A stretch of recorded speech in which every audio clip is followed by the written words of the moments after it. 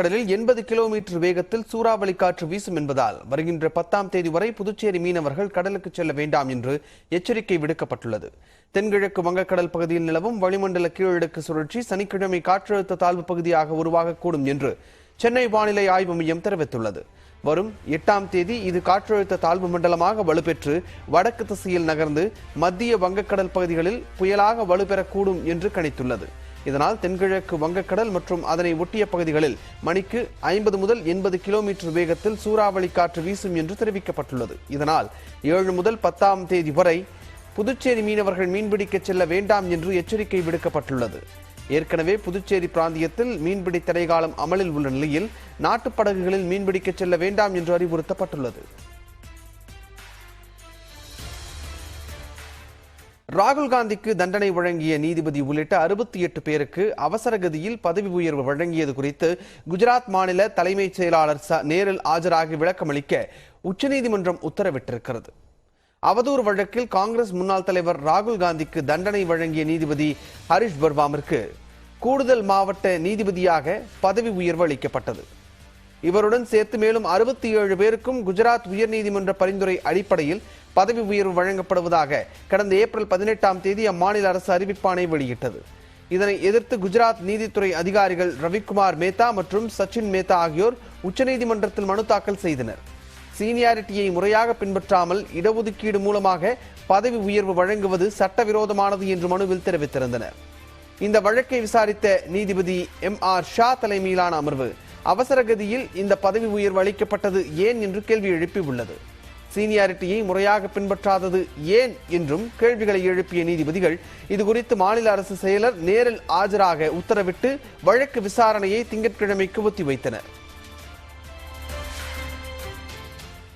கோவை மாவட்ட ஆட்சியர் அலுவலக கூட்டரங்கத்தில் தமிழ்நாடு நுகர்பொருள் வாணிபக் கழக முதுநிலை மண்டல மேலாளர்கள் மற்றும் அதிகாரிகளுடன் ஆய்வுக் கூட்டம் நடத்திய பின் உணவு மற்றும் உணவுப் பொருள் வழங்கல் துறை அமைச்சர் சக்கரபாணி, மின்சாரத்துறை அமைச்சர் செந்தில் பாலாஜி ஆகியோர் செய்தியாளர்களை சந்தித்து வருகின்றனர். அது நேரலை காட்சிகளை பார்க்கலாம்.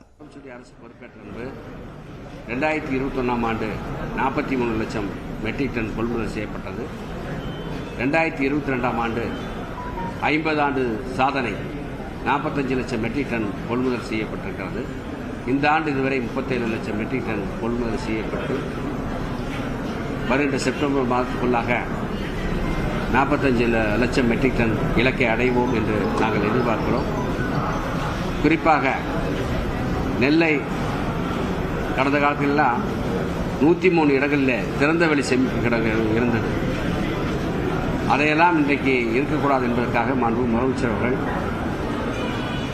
சுமார் 238 கோடி ரூபாய் நிதி ஒதுக்கி 2,86,450 மெட்ரிக் டன் நெல்லை சேமித்து வைப்பதற்காக செமிகுடோன் கட்டுவதற்கு அனுமதி தந்து அதெல்லாம் கட்டப்பட்டு முதலமைச்சருடைய பொற்கரங்களால் திறந்து வைக்கப்பட்டு விவசாயிகளுடைய பயன்பாட்டுக்கு கொண்டு வரப்பட்டது.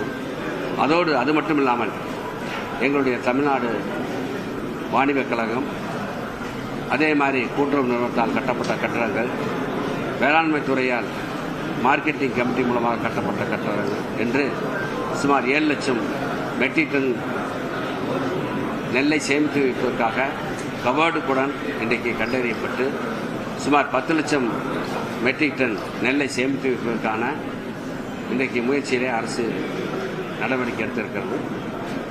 குறிப்பாக அரசு பொறுப்பேற்ற முன்பு நெல்லை அரைத்து குடோனுக்கு வருகின்ற சமயத்தில் அந்த பொருள் தரமான பொருளாக அரிசியாக இருந்தாலும் சரி, பருப்பாக இருந்தாலும் சரி, பாமாயிலாக இருந்தாலும் சரி, சர்க்கரையாக இருந்தாலும் சரி, தரமான பொருள் தான் எங்கள் நுகர்வோர் வாணிப கிட்டைக்கு வருகிறதா என்பதை உறுதி செய்வதற்காக மாவட்ட வழங்கல் அலுவலர் தலைமையிலே ஒரு குழு அமைக்கப்பட்டிருக்கிறது. 4 பேர் கொண்ட குழு. மாவட்ட வழங்கல் அலுவலர், கூட்டுறவு சங்க இணைப்பதிவாளர், எங்களுடைய துறையுடைய SRM, அதே மாதிரி குவாலிட்டி கண்ட்ரோல் அதிகாரி என்று 4 பேர் கொண்ட குழு அமைக்கப்பட்டு பொருட்கள் தரமான பொருட்களைத்தான் இன்றைக்கு நுகர்வோர் வாணிப கிட்டையில் இறக்கி அதை நியாய விலை கடைகளுக்கு கொண்டு செல்கிறோம். அந்த வகையில் இன்றைக்கு ஆட்சி பொறுப்பேற்ற முன்பு துறை வாரியாக பல்வேறு நடவடிக்கைகளை எடுத்து வருகிறோம். குறிப்பாக எல்லா மில்லிலும் கருப்பு பழுப்பு இருக்கக்கூடாது என்பதற்காக கடந்த ஆட்சியிலே 376 மில்கள் இருந்தாலும் அதில் 106 கலர் சாற்று பொருத்திட்டாங்க.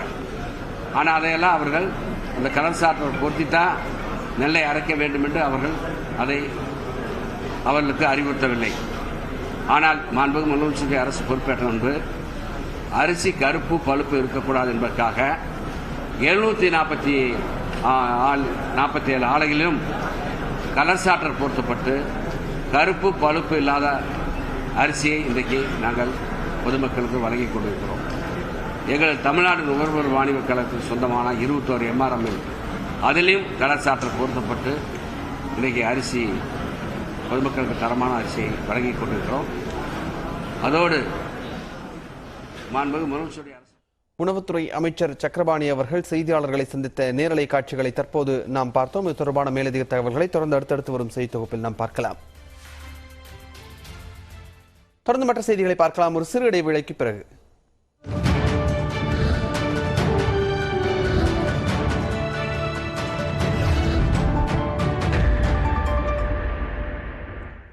இந்தியாவில் பல மாநிலங்கள் இருக்கும் நிலையில் மகிழ்ச்சியான மாநிலங்களின் பட்டியலில் மிசோரம் முதலிடத்தை பிடித்திருக்கிறது. அதற்கான காரணம் என்ன? தற்போது பார்க்கலாம்.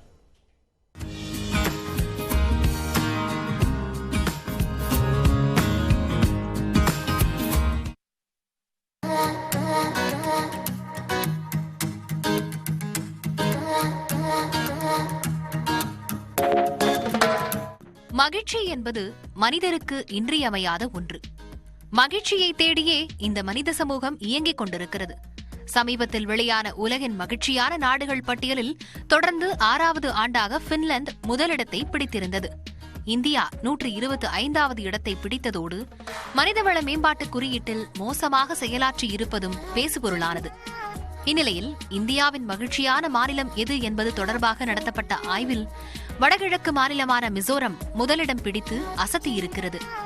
அழகிய ஏரிகள், வலிமை மிக்க மலைகள், பசுமை பொங்கும் பள்ளத்தாக்குகள், பசுமை மாறா காடுகள், பாரம்பரிய பெருமையை பெற்றது மிசோரம்.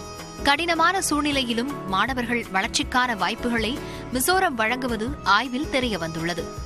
குடும்ப உறவுகள், வேலை தொடர்பான பிரச்சினைகள், சமூக பிரச்சினைகள், ஏழைகளுக்கு உதவி செய்தல், மதம், மகிழ்ச்சியில் கொரோனா ஏற்படுத்திய தாக்கம், உடல் மற்றும் மன ஆரோக்கியம் உள்ளிட்ட 6 விஷயங்களின் அடிப்படையில் மிசோரமின் மகிழ்ச்சி குறியீடு அமைந்துள்ளது. மிசோரமில் ஒவ்வொரு இளைஞரும் பாலினத்தை பொருட்படுத்தாமல் விரைவாக சம்பாதிக்க தொடங்குகின்றனர். குறிப்பாக 16 அல்லது 17 வயதில் அவர்கள் வேலை வாய்ப்பை பெறுகிறார்கள். மேலும் மிசோரமில் உள்ள சமூக அமைப்பு அங்குள்ளவர்களுக்கு மகிழ்ச்சியை அளிப்பதாக கூறப்படுகிறது. சாதி பிரச்சனைகள் இல்லாத மாநிலமாக மிசோரம் உள்ளதாக பார்க்கப்படுகிறது. கல்வி, பணம், வெற்றி என எதற்கும் இந்த பிராந்தியத்தில் தங்கள் குழந்தைகள் மீது பெற்றோரின் அழுத்தம் ஒப்பீட்டளவில் குறைவாக உள்ளது. வாழ்க்கையை உணர்ந்து வாழ இங்குள்ள மக்கள் கற்றுக் கொடுக்கின்றனர் என்று ஆய்வுகள் கூறுகின்றன.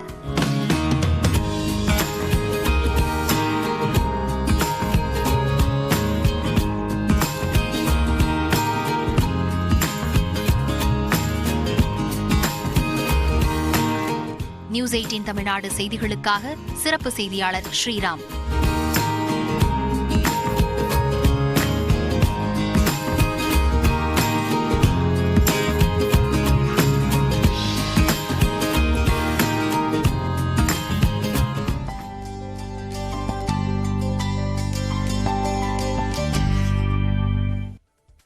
தொடர்ந்து நம்ம ஊர் செய்திகள் சிலவற்றை பார்க்கலாம்.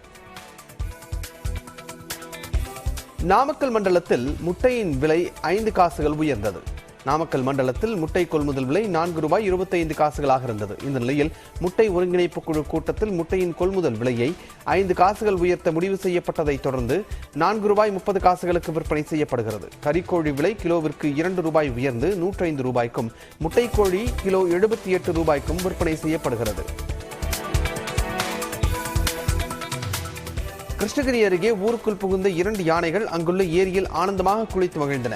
தருமபுரி மாவட்டம் பஞ்சப்பள்ளி வனப்பகுதியில் இருந்து இடம்பெயர்ந்த யானைகள் தேவசமுத்திரம் ஏரிக்கரையில் முகாமிட்டுள்ளன. ஏரியில் உள்ள தண்ணீரில் குளித்த அந்த யானைகளை பார்க்க தேவசமுத்திரம் சாலை மற்றும் ஆவின் மேம்பாலத்தில் ஏராளமானோர் குவிந்தனர். முன்னாள் முதலமைச்சர் கருணாநிதியின் 100ஆண்டு விழா கபடி போட்டியை விளையாட்டுத்துறை அமைச்சர் உதயநிதி ஸ்டாலின் தொடங்கி வைத்தார். சென்னையை அடுத்த தாம்பரத்தில் ஆண்களுக்கான மாநில அளவிலான கபடி போட்டி 3 நாட்களுக்கு நடைபெறுகிறது. 500க்கும் மேற்பட்ட கபடி வீரர்கள் போட்டியில் பங்கேற்றுள்ளனர்.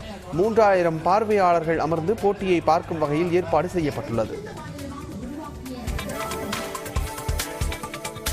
சென்னை வில்லிவாக்கத்தில் மாநில அளவிலான மோதாய் தற்காப்பு சண்டை போட்டி நடைபெற்றது. பல்வேறு மாவட்டங்களைச் சேர்ந்த 150க்கும் மேற்பட்ட வீரர் வீராங்கனைகள் இதில் கலந்து கொண்டனர். ஆண்கள், பெண்கள், ஜூனியர், சீனியர் என்று தனித்தனியாக போட்டிகள் நடத்தப்பட்டன.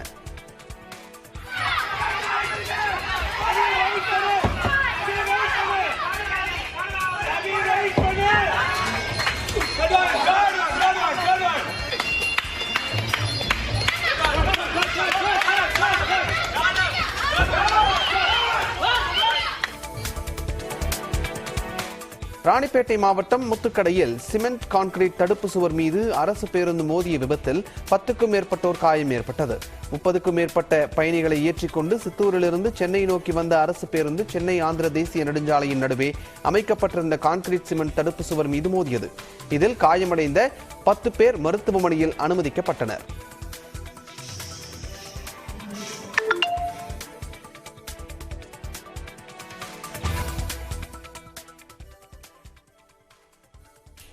இத்துடன் இந்த செய்தி தொகுப்பு நிறைவு பெறுகிறது. தொடர்ந்து அடுத்த செய்தி தொகுப்பை வழங்குவது